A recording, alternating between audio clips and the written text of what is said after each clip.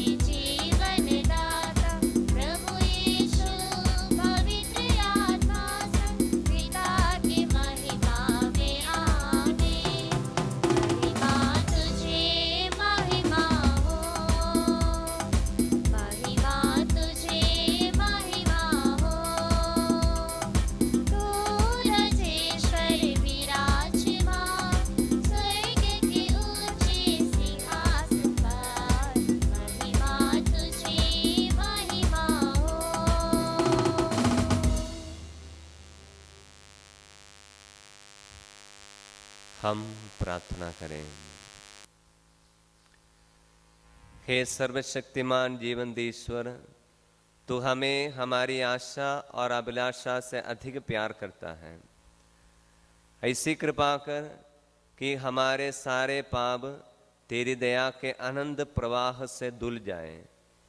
जो कुछ हम तुझसे मांगने का साहस नहीं करते, उसे भी प्रदान करने की कृपा कर। ये हमारी दीन प्रार्थना है हमारे प्रभु और तेरे पुत्र यीशु क्रिस्त के द्वारा, जो ईश्वर होकर तेरे तथा पवित्र आत्मा के साथ युगानुयुग जीते और राज्य करते हैं। आमीन। विश्वमंडल के प्रभु की रखवाली इस्राएल का घराना है।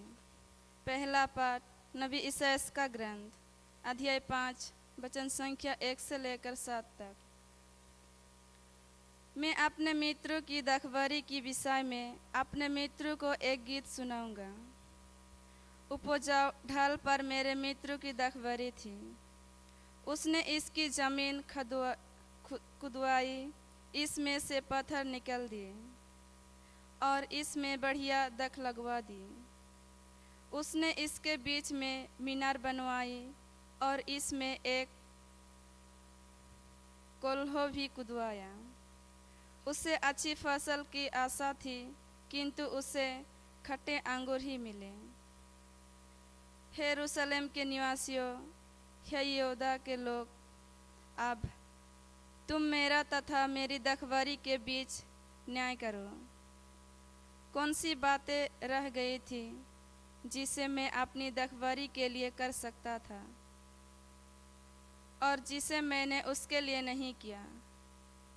मुझे अच्छी फसल की आशा थी, किंतु मुझे खट्टे अंगूर ही मिले।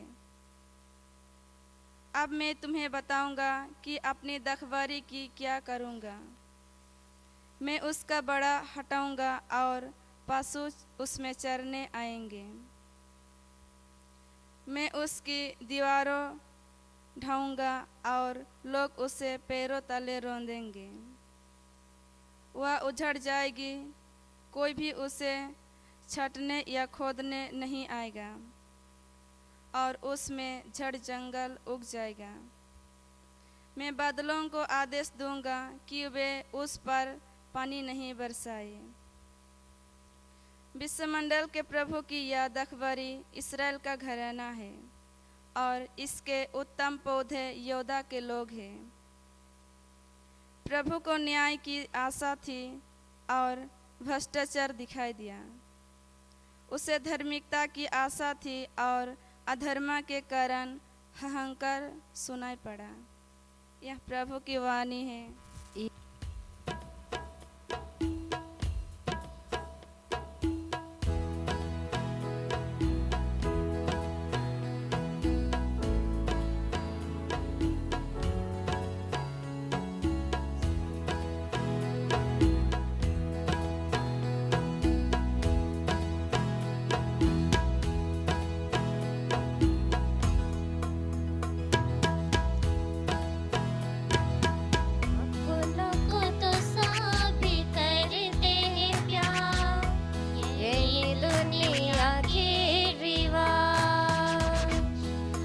लेकिन यीशु कहता है कर लो प्यार, जितना दुश्मन के Hera.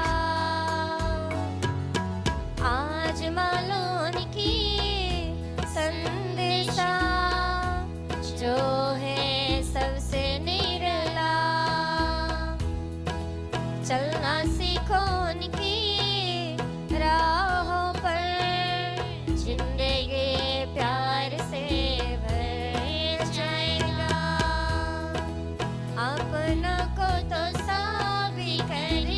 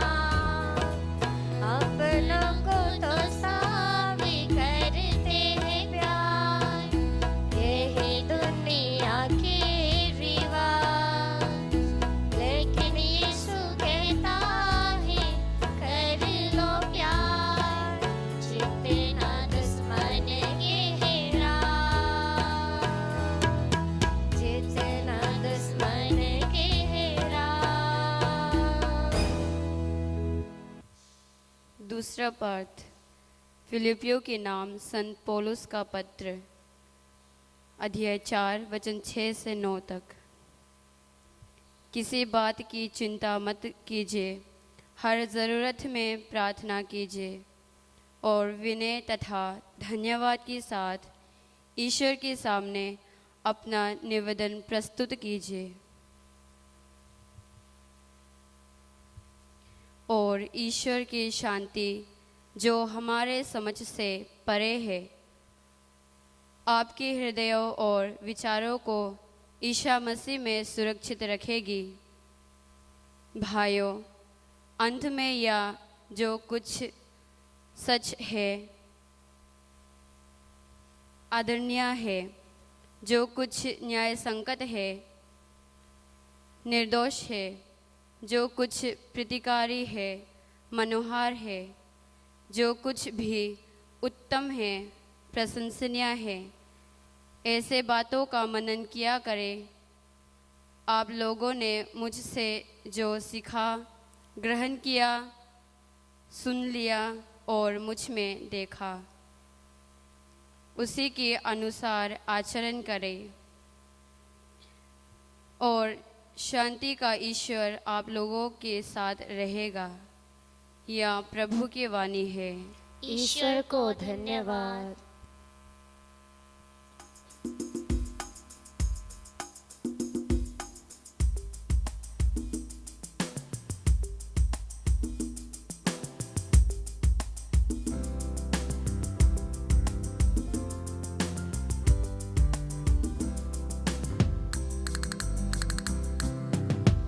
Hallelujah hallelujah hallelujah hallelujah hallelujah hallelujah hallelujah. ईश्वर वचन मधुर वचन राह दिखाता है वचन। ईश्वर वचन आनंद जीवन देता है वचन। हालेलुया हालेलुया हालेलुया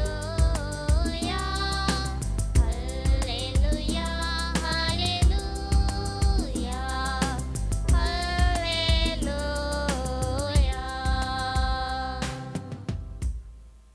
प्रभु आप लोगों के साथ हो और आपके आत्मा के साथ भी। संत मत्ती के अनुसार पवित्र सुसमाचार प्रभु की जय।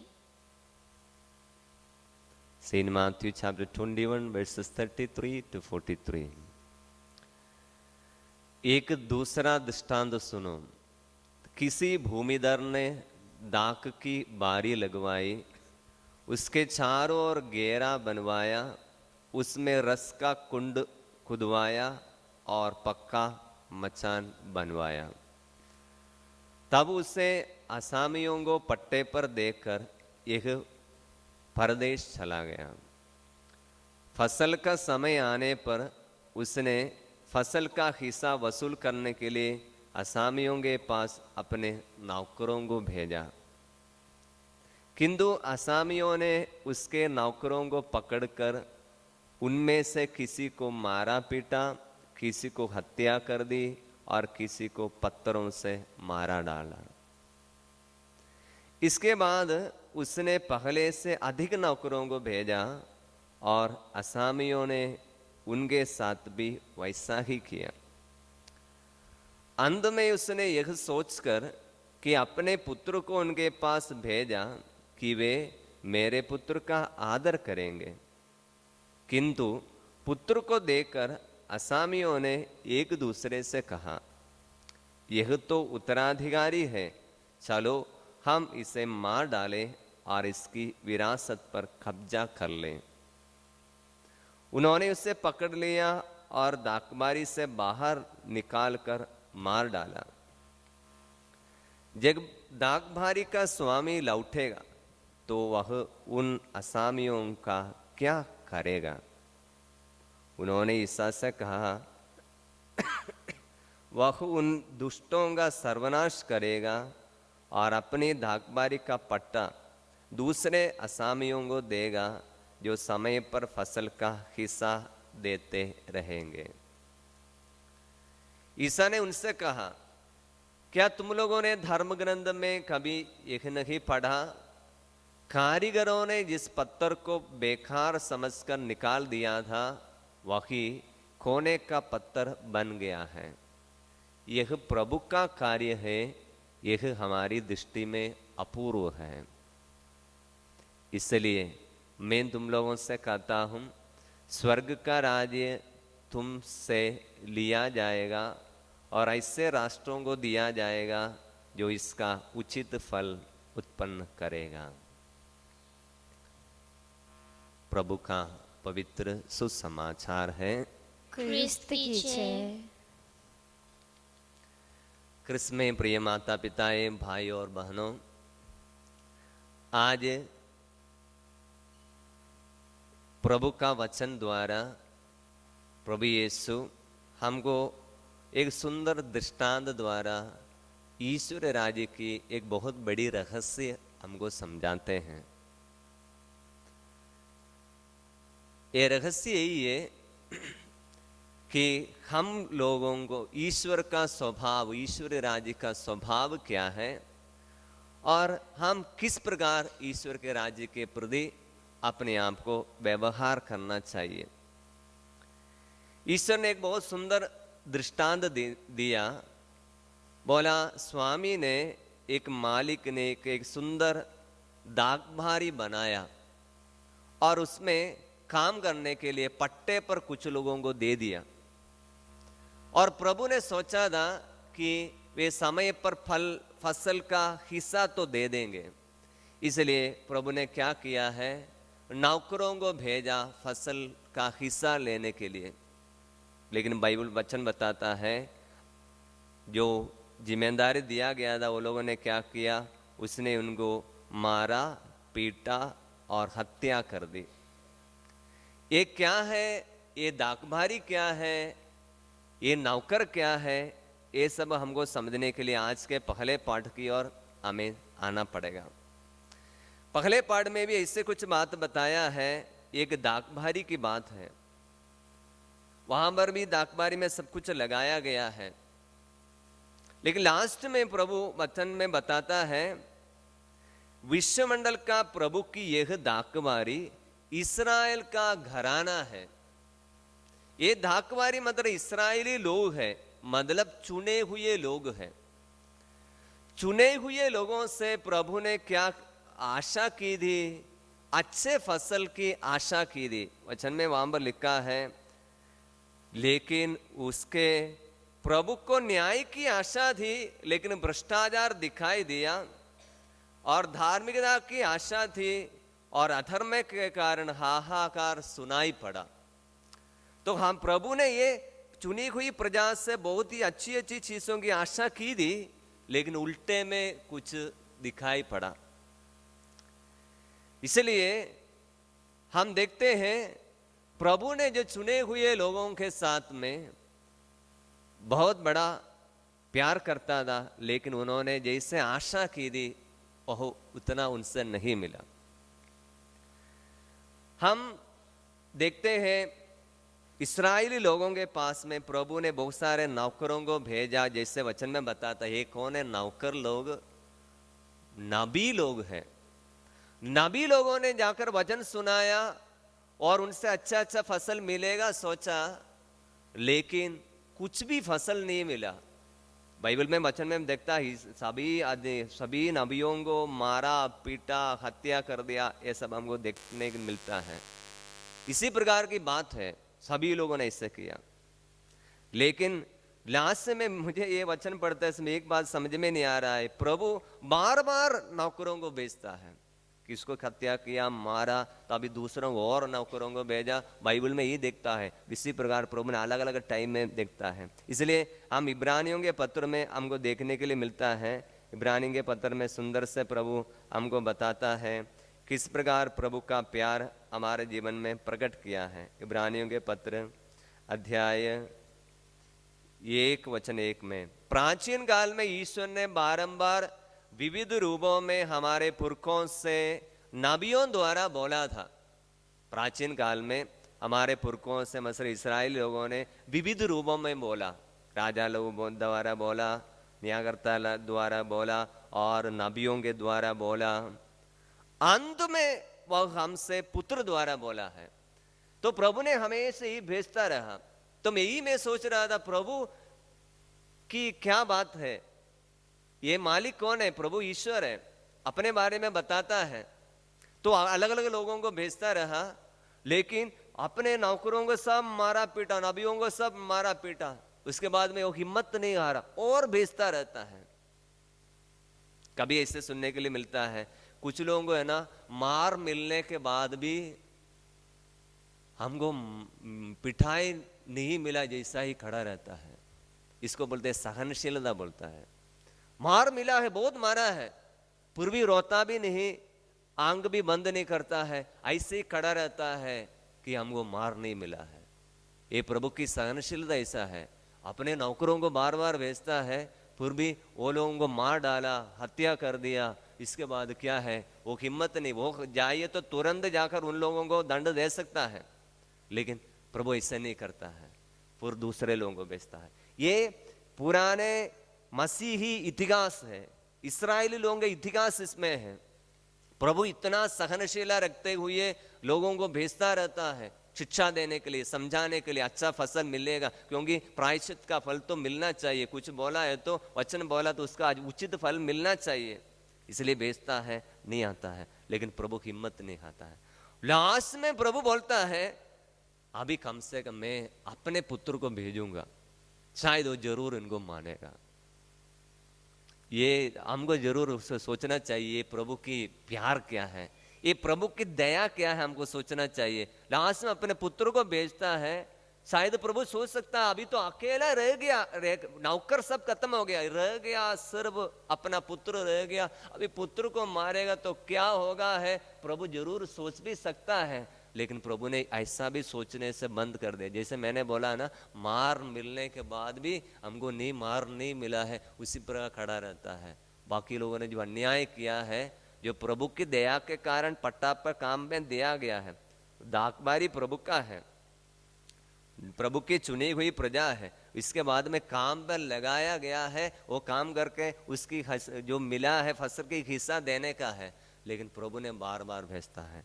लास्ट में हम देखते हैं, जब लास्ट में अपने पुत्र को भेजते समय में लोगों ने बोला, यह तो उत्तराधिकारी है, चलो हम इसे मार डालें और इसकी विरासत पर कब्जा कर लें। उन्होंने इसे पकड़ लिया, दाखबारी से बाहर निकाल कर मार डाला। ये कौन है? पिता ईश्वर ने लास्ट में, अंत में अपने पुत्र द्वारा बोला। नबियों द्वारा बोलने के बाद में एक एक नबी ने बहुत सारे नबियों को भेजा, सभी को मारा पीटा, उनकी बात नहीं माना। लास्ट में प्रभु ने अंत में अपने पुत्र के द्वारा बोला, पुत्र को भेजा। क्या किया है? पुत्र को भी ऐसा ही किया, मारा पीटा। सबसे ज्यादा मार उनको मिला, सबसे दर्दनाक पीड़ा उनको मिला। कौन उनको किया? चुने हुए लोगों ने ही इसे किया। लेकिन अभी अंत में है, प्रभु का न्याय का समय है। उन्होंने इसे पकड़ लिया, दाखबारी से बाहर निकाल कर मार डाला। जब दाखबारी का स्वामी लौटेगा तो वह उनसे, उन असामियों का क्या करेगा? प्रभु पूछता है। उन्होंने उससे कहा, वह उन दुष्टों का सर्वनाश करेगा और अपनी दाखबारी का पट्टा दूसरे असामियों को देगा जो समय पर फसल का हिस्सा देता है। दूसरे असामियां मतलब कौन है? आज की कलीसिया है, आज की कलीसिया है। इस्राएली लोग, चुने हुए लोग, बहुत सारे लोगों ने प्रभु को नहीं माना, चुने हुए भेजे हुए नबियों की बात नहीं माना। लेकिन आज जो कलीसिया है, नए लोग हैं जिनको पट्टे पर लगा दिया, वो उचित फल देने के लिए प्रभु हमको हमें से सबको बुलाया गया है। उचित फसल का समय, फसल के समय का हिस्सा उचित समय देने के लिए हम सबको मिल गया है। हमने क्या किया है? बपतिस्मा द्वारा यीशु को स्वागत किया। बपतिस्मा द्वारा हम सभी लोग अपने परिवार में, अपने जीवन में यीशु ही मेरा जीवन का मुक्तिदाता है, उनको हमने स्वीकार कर दिया, उनको मना नहीं किया। आगे में प्रभु ने सुंदर से इसी प्रकार समझाता है। ईसा ने उनसे कहा, क्या तुम लोगों ने धर्म ग्रंथ में कभी एक नहीं पढ़ा, कारीगरों ने जिस पत्थर को बेकार समझकर निकाल दिया था वही कोने का पत्थर बन गया है। कारीगरों ने, इस्राएली लोगों ने जो लास्ट में जो पिता ईश्वर ने पुत्र को भेजा था उसको भी क्या कर दिया? बेकार समझकर फेंक दिया था। लेकिन प्रभु ने क्या किया? उसको आज कोने का पत्थर बना दिया। आज कलीसिया खड़ी है इस पत्थर पर। हम सभी लोग यीशु रूपी इसी पत्थर पर विश्वास करते हुए हम जीवन बिता रहा है। इसलिए बाइबल में बताता है यह प्रभु का कार्य है, यह हमारी दृष्टि में अपूर्व है। ये प्रभु का कार्य है। ये प्रभु ऐसे ही महान कार्य करता है। सहनशीलता, दया प्रकट करते करते करते लास्ट में कम से कम अपने पुत्र को यदि स्वीकार किया है, प्रभु हम सबको बचाएगा। इसलिए हमारे जीवन क्या करना चाहिए? ये मसीही पत्थर पर विश्वास करते हुए जीवन को खड़ा करना चाहिए। इसलिए ये पत्थर पर अपने जीवन, विश्वास का जीवन इस पत्थर रूपी यीशु के ऊपर यदि हम खड़ा करेगा, प्रभु हमें मुक्ति देगा, प्रभु हमें मुक्ति देगा, प्रभु हमें आशीर्वाद देगा। लेकिन आजकल हम देखते हैं हम में से बहुत सारे लोग जो ये पत्थर पर विश्वास करने का वरदान हमको मिल गया, हम आसानी से इस पत्थर को निकाल देते हैं, फेंक देता है। विश्वास का वरदान बपतिस्मा द्वारा हमको मिल गया, वो हमारे जीवन का खोने का पत्थर है, मेरे जीवन का आधार है बोलकर हमने स्वीकार किया। लेकिन जीवन के संकट के समय में हम विचलित हो जाता है। प्रभु यीशु को अपने जीवन का आधारशिला माना था, हम इसको त्याग देकर अन्य विश्वास में कभी कभी चले जाता है। कभी कभी बहुत दुख लगता है, हमारे समाज के लोग, युवक युवतियां, विश्वास का जो वरदान मिल गया है वे अपने विश्वास को छोड़कर अन्य धर्म के लड़का लड़की के साथ शादी करके जीवन बिताने के लिए कोशिश करता है, अपने विश्वास को त्याग देता है। आगे के वचन में बताता है, जो इस पत्थर पर गिरेगा वह चूर चूर जाएगा। जो इस पत्थर पर गिरेगा, यदि वो पत्थर के ऊपर खड़ा हो जाएगा आपको आशीर्वाद मिलेगा। लेकिन वो पत्थर पर गिरेगा वह चूर चूर हो जाएगा। जिस पर वह पत्थर गिरेगा उसको पीस डालेगा। इसलिए आप जीवन को, प्रभु यीशु को जीवन का आधारशिला मानेगा, अब उसके ऊपर खड़े हो जाएगा।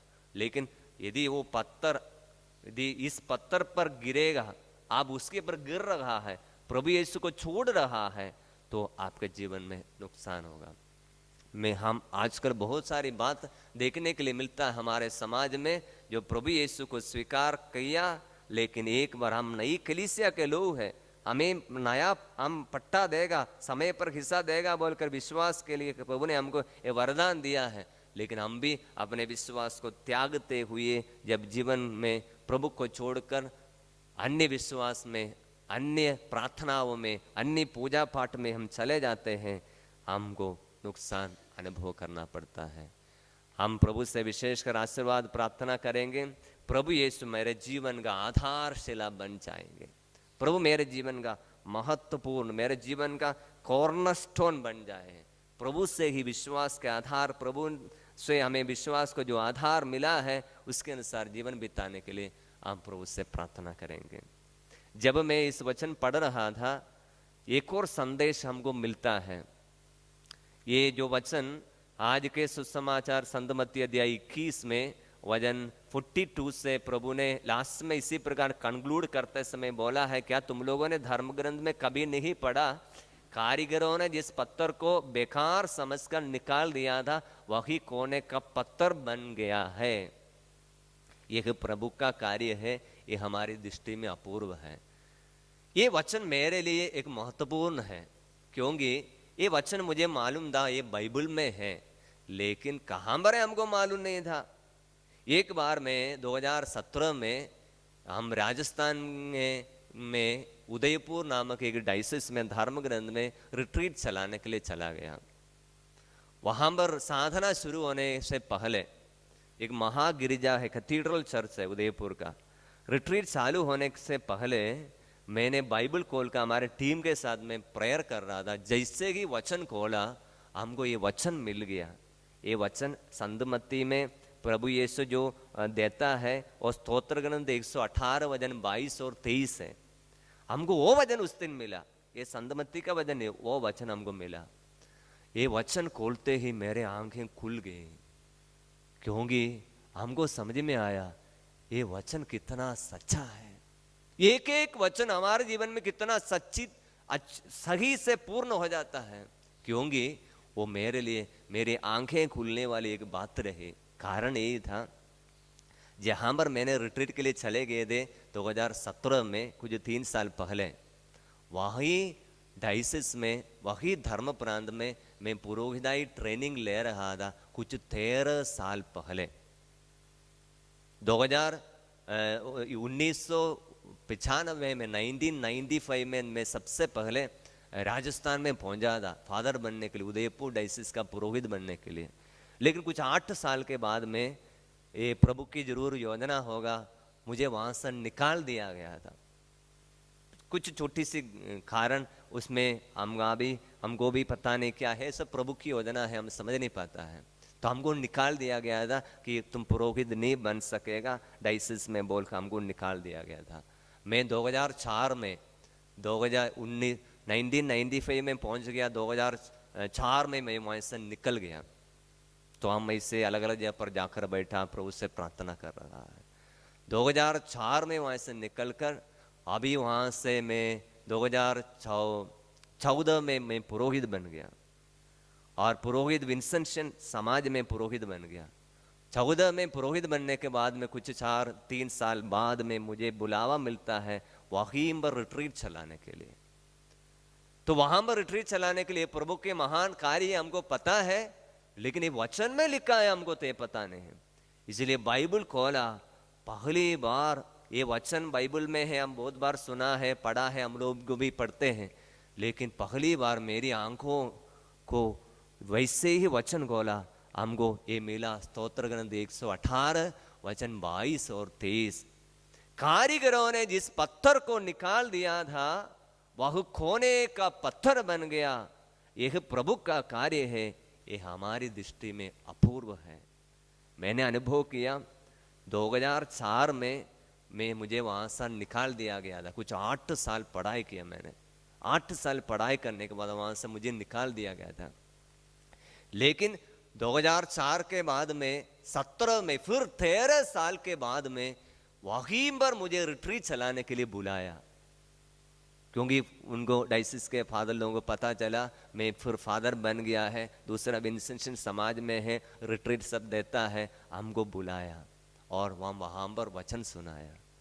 प्रिय माता पिताएं, मेरा कहने का मतलब है प्रभु यीशु जो खोने का, हमारे जीवन का खोने का पत्थर है।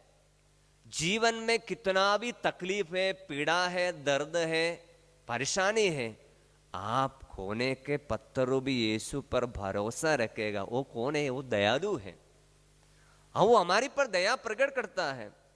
नौकरों को भेजा, कारीगरों को भेजा, सब कुछ भेजा, उनको भी मारा है, लेकिन अपने पुत्र को भी देकर हमको बचाना चाहता है। लोगों ने सोचा इसको मार डालने से हम पूरा विरासत हमारा हो जाएगा, लेकिन नहीं, प्रभु हमारे पर दया, लास्ट में प्रभु अपना न्याय भी दिलाता है। मैंने अनुभव किया कितना प्रभु दयालु है। मैं योग्य भी नहीं था वहाँ पर रिट्रीट चलाने के लिए, वहाँ पर प्रभु ने हमको बुलाया, रिट्रीट चलाया। ये प्रभु का कार्य है। इसी प्रकार आप जगह से यदि आपको निकाल दिया गया है, आप कोने के पत्थरों भी यीशु के ऊपर भरोसा रखकर प्रार्थना करेगा, वाकई पर आप एक कोने का पत्थर बन जाएगा। परिवार में है, हमारे पढ़ाई के बीच में है, जहां कहीं भी आपको तिरस्कार मिल रहा है, लोग आपको नहीं मानता है, लोग आपको दुख देता है, लोगों को, बहुत सारे लोगों को निंदा झेलना पड़ता है। उदाहरण बहुत सारे हैं, संत मोनिका सब है, परिवार में निंदा अनुभव कर रहा है, बच्चे बात नहीं मानता है, पति पाप का जीवन बिता रहा है। ये कोने के पत्थरों भी यीशु के ऊपर भरोसा रखता प्रार्थना किया, आज क्या किया है, एक दूसरे कोने का पत्थर बन गया है, कलीसिया में एक संत बन गया, संत मोनिका बन गया। इसी प्रकार प्रिय माता पिताए, भाई और बहनों, जीवन में कितना भी निराशा है, दुख है, आप प्रभु यीशु को अपने जीवन का कोने का पत्थर मानकर अपने विश्वास को पत्थर जैसे बनाकर रखेगा, आपको फिर लज्जित नहीं होना पड़ेगा। इतिहास के ग्रंथ में लिखा है, जो प्रभु पर भरोसा रखने वालों को लज्जित नहीं होना पड़ेगा। मैं क्यों ये बोलता, मैंने अपने जीवन में अनुभव किया है, वचन कितना सच्चा है। वो शायद टाइम लगेगा, मैं वहां पर फिर वापस आने के लिए 13 साल गए, उसके बाद में हमको बहुत अलग अलग टाइम में अलग अलग पारिश से सब बुलाया रिट्रीट के लिए, हमको मौका मिला। इस बार में भी हम जाने का था, लेकिन बीच में लॉकडाउन सब हो गया। तो ये प्रभु का कार्य है, इसलिए जीवन में दुखी नहीं होना, निराश नहीं होना। हमारा जीवन जिसके ऊपर हमारे कलीसिया खड़ी है, हमारा विश्वास खड़ा है, आप यीशु को पकड़ कर रखना। वो लोगों ने स्कूल निकाल दिया था, लेकिन वो उसी के ऊपर आज कलीसिया खड़ी है, उसको कोई भी तोड़ नहीं सकेगा। आइए इस पवित्र मिसा बलिदान में प्रभु की दया के ऊपर भरोसा रखते हुए अपने जीवन को चट्टान डूबी इस कलीसिया पर हमारे विश्वास के ऊपर खड़े रहने के लिए हम प्रभु से प्रार्थना करेंगे। प्रभु हम सबको आशीर्वाद दें।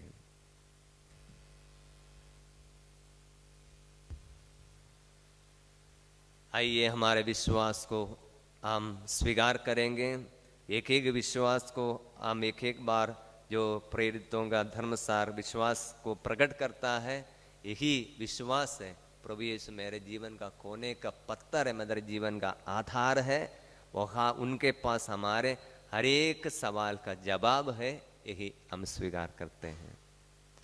हम स्वर्ग और पृथ्वी के सृष्टिकर्ता सर्वशक्तिमान पिता ईश्वर पर विश्वास करती हूँ और उसके इकलौते पुत्र हमारे प्रभु यीशु ख्रिस्त में मैं विश्वास करता हूँ, जो पवित्र आत्मा के द्वारा गर्भ में आए, कुंवारी मरिया से जन्मे, उन्होंने पोंतुस पिलातुस के शासन काल में दुख भोगा, वो क्रूस पर चढ़ाए गए, मर गए, दफनाए गए और अधोलोक में उतरे, वो तीसरे दिन मृतकों में से जी उठे, स्वर्ग गए, सर्वशक्तिमान पिता ईश्वर के दाहिने विराजमान है और वहाँ से जीवितों और मृतकों का न्याय करने आएंगे। हम पवित्र आत्मा, पवित्र कैथोलिक कलीसिया, धर्मियों की सहभागिता, पापों की क्षमा, शरीर के पुनरुत्थान और अनंत जीवन में विश्वास करती हूँ। आमीन। प्यारे भाई और बहनों, यीशु क्रिस्त मृतकों में से जी उठे हैं। प्रत्येक रविवार हम पास्का सानंद मनाते हैं, अतः हम कृतज्ञता के साथ ईश्वर से प्रार्थना करें।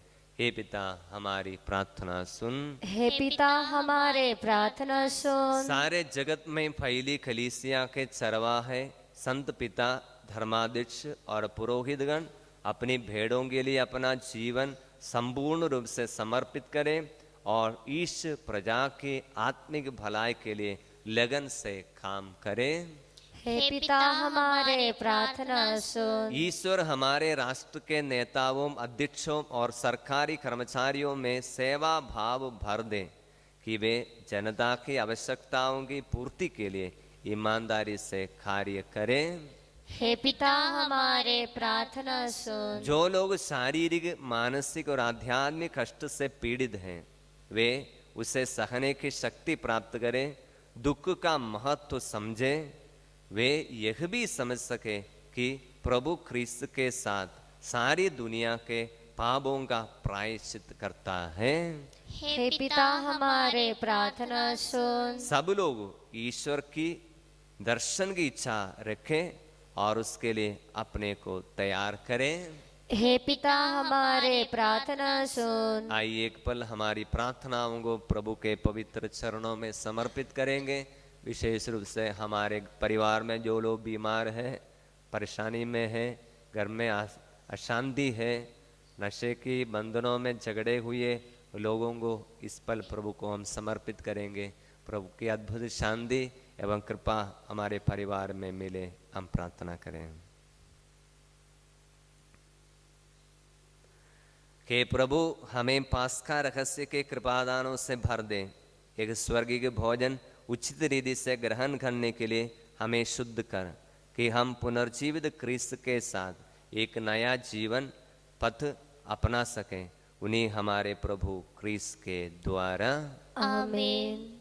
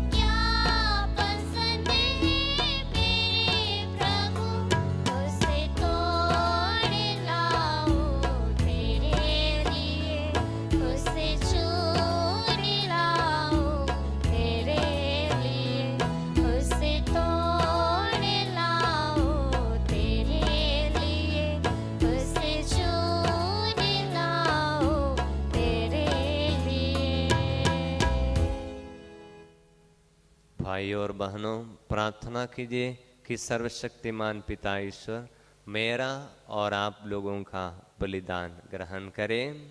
प्रभु आपके नाम की स्तुति तथा महिमा के लिए और हमारे तथा अपने समस्त पवित्र कलीसिया के लाभ के लिए आपके हाथों से यह बलिदान ग्रहण करें। हे प्रभु, यह बलि कृपापूर्वक ग्रहण कर, जिसे चढ़ाने का आदेश तूने दिया है। तेरी सेवा में हम जिस संस्कार का अनुष्ठान कर रहे हैं वह हमें पवित्र बनाए और हमारी मुक्ति करे। हमारी प्रार्थना सुन हमारे प्रभु क्रिस्त के द्वारा। आमीन। प्रभु आप लोगों के साथ हो और आपकी आत्मा के साथ भी। प्रभु में मन लगाइए। हम प्रभु में मन लगाए हुए हैं। हम अपने प्रभु परमेश्वर को धन्यवाद दें। यह उचित और आवश्यक है। हे पूज्य पिता, यह परम उचित है। हमारा कर्तव्य तथा कल्याण है कि हम सदा और सर्वत्र तुझे धन्यवाद दें, क्योंकि जो पुत्र पुत्रियां पाप के कारण तुझसे बहुत दूर भटक गए थे, उनको तूने अपने पुत्र के रक्त और पवित्र आत्मा के सामर्थ्य से अपने पास पुनः एकत्र करना चाहा। जैसे परम पावन त्रित्व एक है, वैसे ही उसके प्रभाव से तेरी प्रजा भी एक बने और कलीसिया क्रिस्त के शरीर तथा पवित्र आत्मा के मंदिर के रूप में प्रकट हो जाए। इसलिए तेरी प्रज्ञा के महिमार्थ हम समस्त दूतगण से मिलकर बड़े आनंद से तेरी स्तुति करते हुए निरंतर गाते हैं।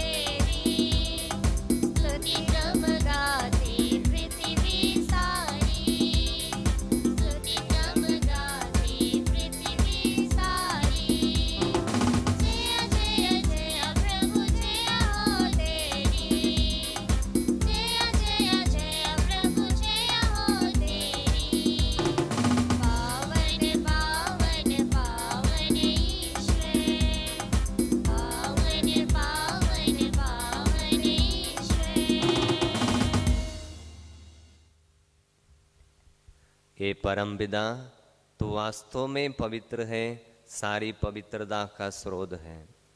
हम तुझसे निवेदन करते हैं, तू यह उपहार अपने आत्मा के संस्पर्श से पवित्र कर दे कि हमारे प्रभु यीशु क्रिस्त का शरीर तथा रक्त बन जाए।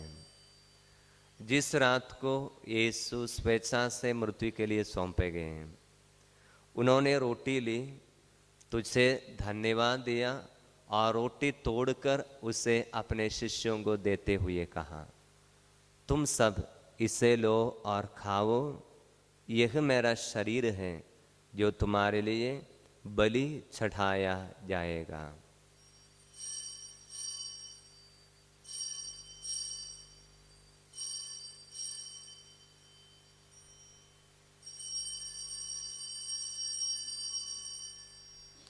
इसी भांति भोजन के बाद उन्होंने कटोरा लिया, तुझसे धन्यवाद दिया और उससे अपने शिष्यों को देते हुए कहा, तुम सब इसे लो और पियो, यह मेरा रक्त का कटोरा है, नवीन और आनंद व्यवस्थान का रक्त, जो तुम्हारे और बहुतों के पापों की क्षमा के लिए बहाया जाएगा।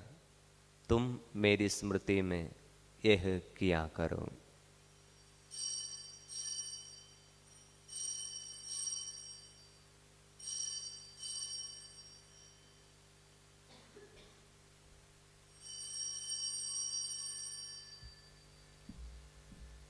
यह है हमारा विश्वास का रहस्य।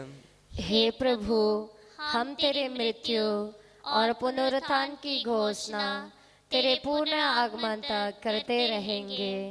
हे परम पिता, यह आज्ञा मानकर हम अपने प्रभु की मृत्यु और पुनरुत्थान की स्मृति में तुझे जीवन की रोटी और मुक्ति का कटोरा चढ़ाते हैं। हम तुझे धन्यवाद देते हैं कि तूने हमें अपने सम्मुख उपस्थित होने और अपनी सेवा करने का सौभाग्य प्रदान किया है। हमारा नम्र निवेदन है कि हम सब जो क्रिस्त का शरीर तथा रक्त ग्रहण करते हैं, पवित्र आत्मा के द्वारा एकता के सूत्र में बंधे रहें। प्रभुवर, हमारे संत पिता फ्रांसिस, हमारे धर्माधीश जोसेफ आइंद और आल्बर्ट हेमरोम और सभी याजकों के साथ विश्व भर में फैली अपनी कलीसिया की सुधि ले तथा इसे प्रेम में सिद्ध बना दे। हे प्रभु, हमारे उन भाई बहनों की भी सुधि ले जो पुनरुत्थान की आशा में परलोक सिधार चुके हैं। उन्हें और सभी मृतकों को अपने पुण्य दर्शन का सौभाग्य प्रदान कर हम सब पर दया दृष्टि डाल कि हम भी अनंत जीवन के सहभागी बने और ईश्वर की माता धन्य कुंवारी मरियम, प्रेरितगण और सब संतों के साथ जो युग युग में तेरे विश्वस्त सेवक सेविकाएं बने रहे, तेरा स्तुतिगान कर सके तेरे पुत्र यीशु क्रिस्त के द्वारा।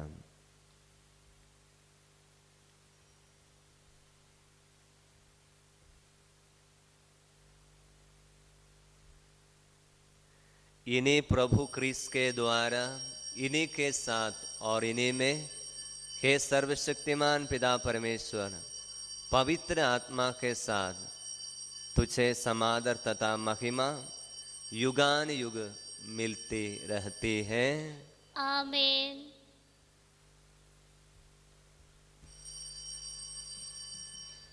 हम सब मिलकर पिता परमेश्वर से प्रार्थना करें जैसे प्रभु यीशु ने हमें सिखाया है।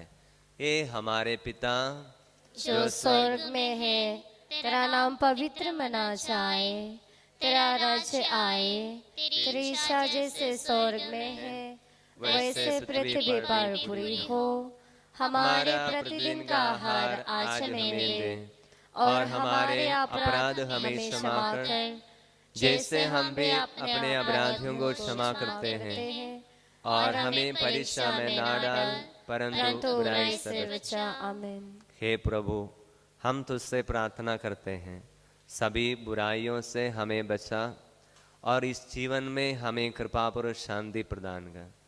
हम तेरी दया से सदा पाप से दूर और हर विपत्ति से सुरक्षित रहें, और उस दिन की प्रतीक्षा करते रहें जब हमारे मुक्तिदाता यीशु क्रिस्त फिर प्रकट होकर हमारी मंगलमय आशा पूरी करेंगे। क्योंकि तेरा राज्य, तेरा सामर्थ्य और तेरी महिमा आनंद काल तक बने रहती है।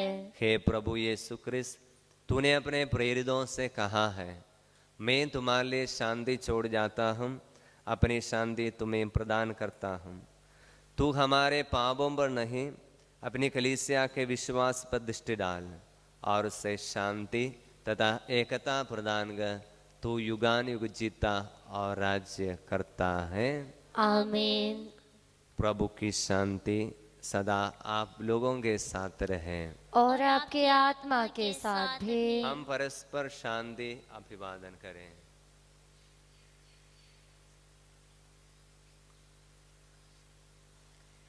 हे ईश्वर के मेमने, तू संसार के पाप फल लेता है, हम पर दया कर।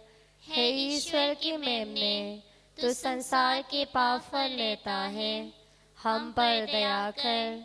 हे ईश्वर के मेमने, तू संसार के पाप फल लेता है, हमें शांति प्रदान कर। देखिए ईश्वर का मेमना जो संसार के पाप हर लेता है। धन्य है जो प्रभु के भोज में बुलाए जाते हैं। हे प्रभु, मैं इस योग्य नहीं हूँ कि तब मेरे यहाँ आए। आप एक ही शब्द कह दीजिए और मेरी आत्मा चंगी हो जाएगी। क्रिस्त का शरीर और रक्त अनंत जीवन के लिए मेरी रक्षा करता रहे।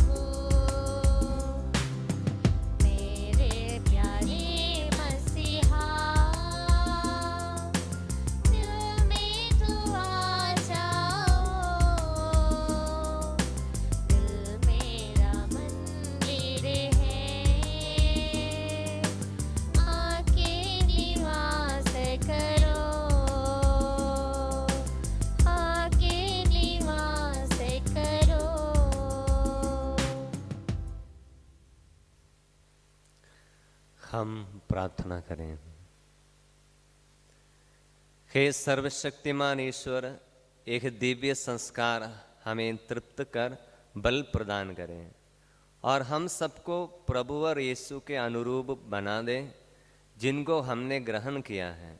हम ये प्रार्थना करते हैं उन्हीं हमारे प्रभु क्रिस्त के द्वारा। आमीन। प्रभु आप लोगों के साथ हो और आपके आत्मा के साथ भी। सर्वशक्तिमान ईश्वर पिता, पुत्र और पवित्र आत्मा आप लोगों को आशीर्वाद प्रदान करें। आमीन। आप लोग विधा ले।